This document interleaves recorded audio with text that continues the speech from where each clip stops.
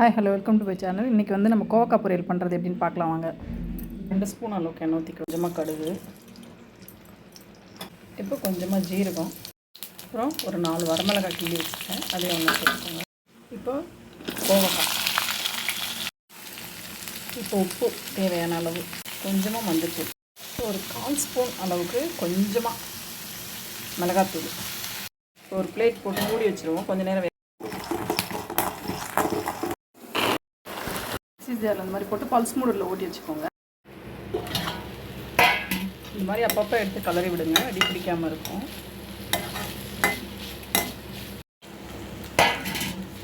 நல்லா கலரி விட்டுட்டு பொடிச்சு வச்சுருக்கோம் பார்த்திங்களா, அந்த வேர்க்கடலை எடுத்து ஒன்றா கொட்டி விட்டு நல்லா ஒரு கலரி விட்டு ஒரு 2 நிமிஷம் கழித்து அடுப்பை ஆஃப் பண்ணிவிடுங்க. சூப்பரான கோவக்காய் பொரியல் ரெடி ஆகிடுங்க.